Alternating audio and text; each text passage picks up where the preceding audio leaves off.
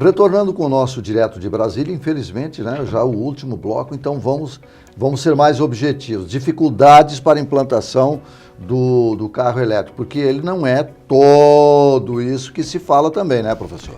Exatamente, né? Então, com toda oportunidade vem desafios. Sim. Né? Além dos desafios de regulação, que a gente já tocou no bloco anterior, o grande gargalo do carro elétrico é a bateria, né?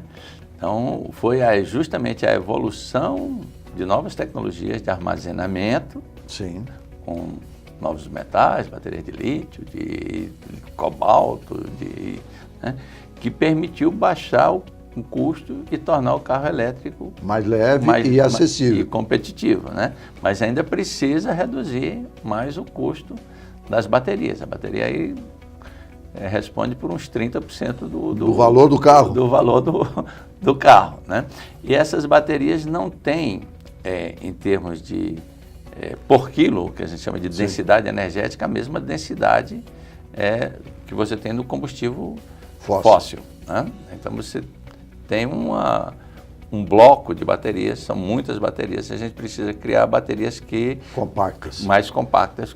Então esse é um dos desafios, mas é um desafio que as universidades e os centros de pesquisa estão trabalhando no Brasil. É fantástico, porque a gente tem uma das maiores reservas de lítio, deveria estar trabalhando nisso, como está trabalhando a China. Lítio, nióbio, nós temos aí, né? Exato. É preciso criar infraestruturas, postos de recarga, exemplo desse que a gente está colocando na universidade. Já existem aplicativos que você baixa no telefone e vê qual é o posto mais próximo, né? Aqui mesmo onde a gente está, aqui no shopping de Brasília, tem alguns aí nos shoppings, alguns são caseiros, né? Mas em espaço público não temos lá ainda em número suficiente para Brasília toda.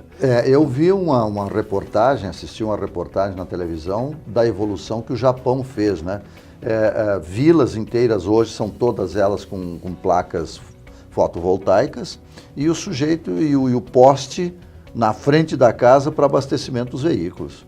Sem dúvida, isso é uma grande solução também para o Brasil. Já começa o uso de energia fotovoltaica em nível residencial, tem crescido muito. Há alguns aspectos de regulação, né? Como é que a gente vai compartilhar essa energia, o excesso, como é que vai jogar esse excesso de energia na rede, como é que vai ser compensado, como é que vai ser pago. Mas o Brasil tem sofrido uma grande revolução nas nossas fontes de energia e energia limpa. Nossa fonte de energia... E a eólica, professor? Exatamente. A nossa fonte histórica foi a hidrelétrica da água, né? Represada. E que é uma energia renovável, limpa, em relação às outras, ao carvão, às térmicas.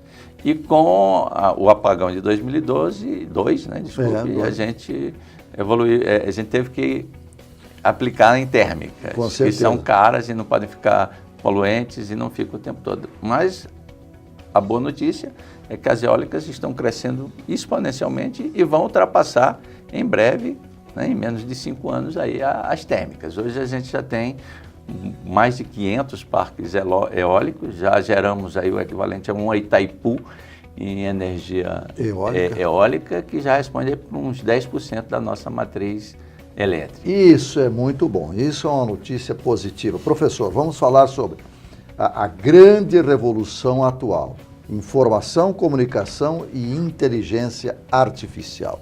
Como é que nós vamos lidar com isso aí? Porque parece que ela fugiu do controle. Exatamente, a coisa... Ou então está pegando alguém que tem o controle disso aí, né? Eu não sei quem tem o controle e quem vai ter, ou mesmo se é necessário muito controle, porque controle demais inibe a criatividade, a inovação. Mas essa revolução, hoje quando a gente fala em tecnologia, a palavra é TIC, né?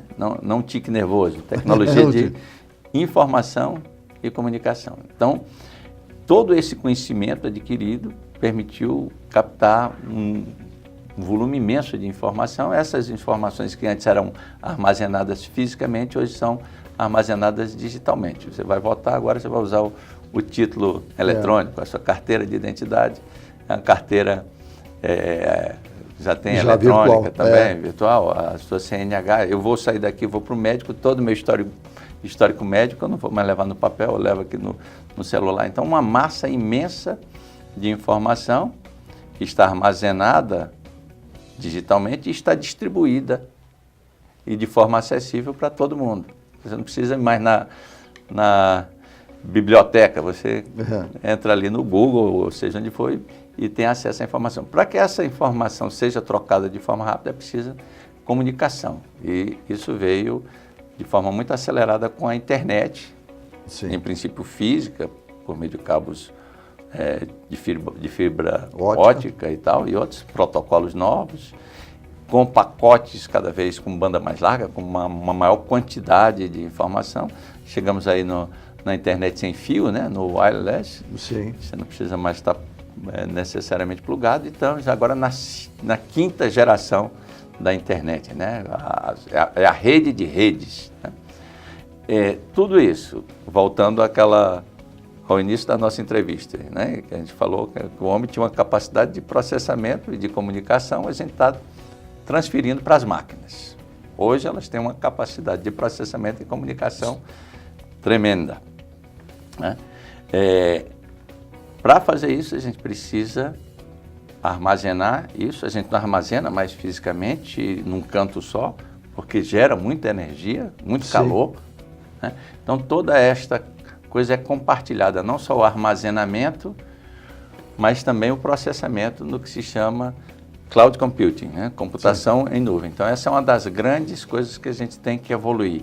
Sair do quadradinho fechado e colocar tudo se comunicando e fazendo os teus cálculos não no teu processador, que gasta muita energia, mas distribuindo em processadores pelo mundo todo. O senhor vê algum risco, professor, de fugir o controle, por exemplo, de nós termos a nossa vida devassada? Sim. Sim, essa é uma coisa que preocupa. Eu não sou dos cenários mais pessimistas, sou um otimista por natureza. Voltando um pouco na tecnologia, todos esses dados precisam ser manipulados, você precisa garimpar. E nós não temos capacidade de processamento no nosso cérebro para processar tudo isso. E nós inventamos, então, a chamada inteligência artificial, que não deixa de ser um algoritmo. Um algoritmo é como uma receita de bolo, um passo a passo, né? Então, um programa, um aplicativo, ele faz uma série de sequências de comandos, só que ao contrário dos programas anteriores que começavam e terminavam e te davam resultado, esses programas têm a capacidade de se modificar. Eles são capazes de introduzir linhas e comandos por ele mesmo. Né? Esse é o risco. Este é o risco. Então, professor, para encerrarmos o nosso programa, vamos trazê-lo novamente aqui. Pode ter certeza que nós vamos lhe alugar um pouco. Como pesquisador, como professor, diretor da faculdade, essa evolução melhora o ser humano? Como é que o senhor encara isso aí? Pois é. Então, a humanidade caminha para melhorar? A humanidade tem melhorado sensivelmente.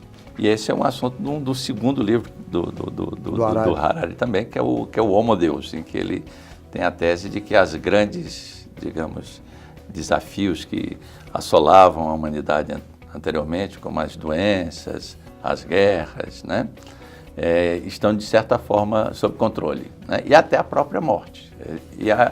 Essas tecnologias já permitem o homem brincar de Deus, né, na medida que ele vai poder usar próteses que já não são mais para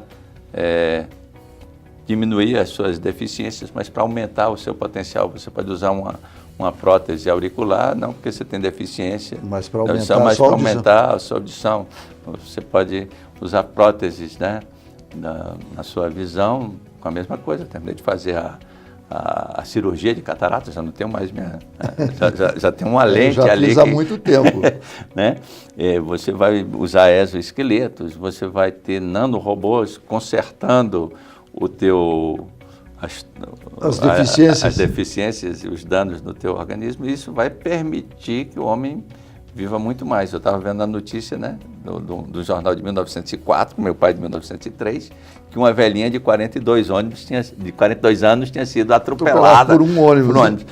Naquela época vivia-se 30 e poucos anos. Hoje se vive 80, vai se viver 120. Isso muda tudo. Devemos ser otimistas com relação à tecnologia com a humanidade. Sim, a gente tem aí, mas isso muda as relações todas, muda as relações de trabalho, muda as relações pessoais, né? Tá certo.